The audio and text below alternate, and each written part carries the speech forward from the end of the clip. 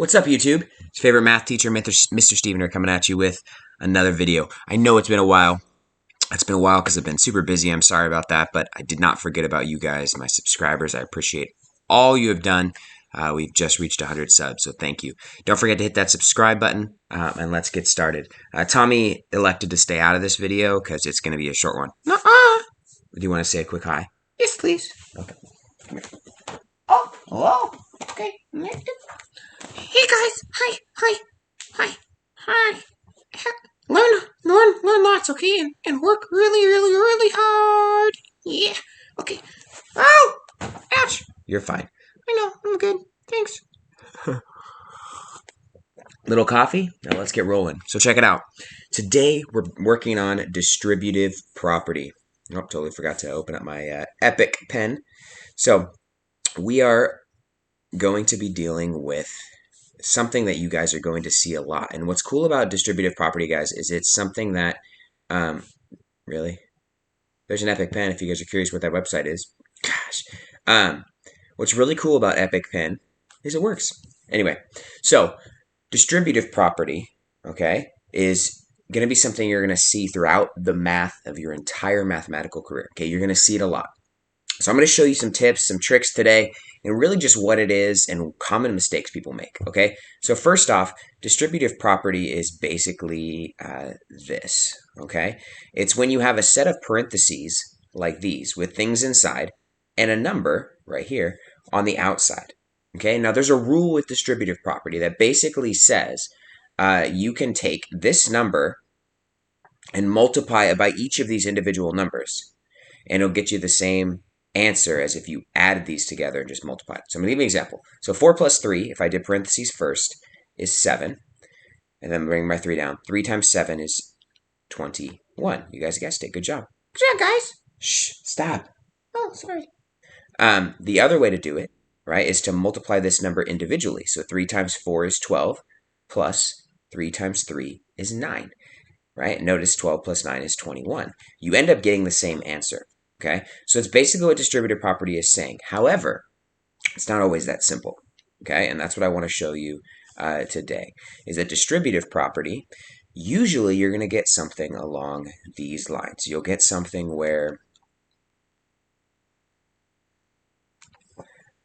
there's 3 different numbers here. I'll even change one of these to make it more complicated. Complicated. Will you stop interrupting my video? Sorry. Okay, so same thing here, guys. Distributive property basically means whatever number is out here, it's like it needs to be evenly distributed to every number on the inside of the parentheses it's next to.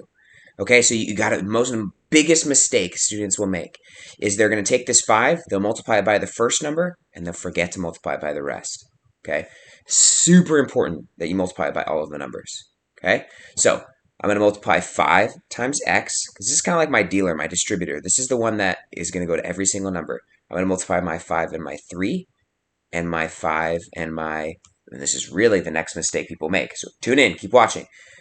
This is a negative 2y, okay? The sign in front makes a big difference, okay? And there's another one that I'll show you in a second. That's another big mistake students make. Okay, so I'm going to multiply each one of these. So 5 times x is just 5x, because remember, pretend there's like a 1 in front of this. This is really 1x. 5 times 1 is 5. Okay, 5 times 3, well, that's 15. My sign stays the same, so it's plus 15. And then 5 times a negative 2y, right, which 5 times a negative, if you forget how to multiply and divide negatives, I made a video on that. Feel free to go look for it. Minus 10y, and you're done. And here's what's really cool about something like this. This is just an expression. Okay, you can't combine these. You can't solve them because they're not like terms, right? An x and a 10y, they are not the same thing, so you can't combine them. You're not going to just make this 20x minus 10. It doesn't work that way. Okay? That's it.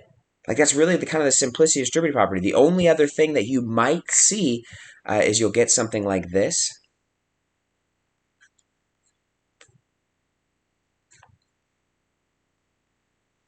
Okay? And you see that and you're like, oh, well, that's pretty easy, but freeze, okay? But this one, I can tell you guys are rock stars already, know how to solve it, right? 4 is my dealer, right? So I'm going to multiply 4 times 3x and 4 times 2. Don't forget, it's both terms. So 12x plus 8. But this one, There's no number in front of it. So what do? Well, this negative, okay, basically is pretending like there's a negative 1 here. Really what you're going to do is you're going to multiply negative 1 by each one of those. And when you multiply negative 1, all it does is switch the sign. So you're going to end up negative 1 times 5x is negative 5x, and negative 1 times negative 2 is positive 2.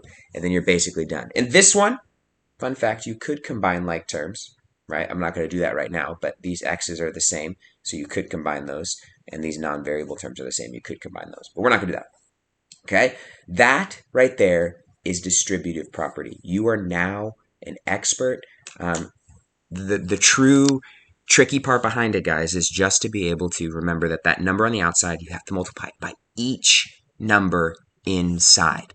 Okay, no matter what the number is, the number could be 3x, right? The number could be 1/4 on the outside. It doesn't matter as long as you are multiplying that number by each one of these, it's totally okay, right? It ends up being doable as long as you know that you're taking this number and multiplying it by each of the numbers on the inside. And there could be 10 numbers on the inside. It doesn't matter. As long as you are multiplying it that way, it will end up working. Okay? Hope you guys enjoyed the video. Don't forget to like and comment. I'm back now. Like I said, I was sick. I was busy. So now I'm going to start making more videos for you guys. All right? Appreciate you guys. Have a good one. See you later. Bye, guys. Tommy said bye too.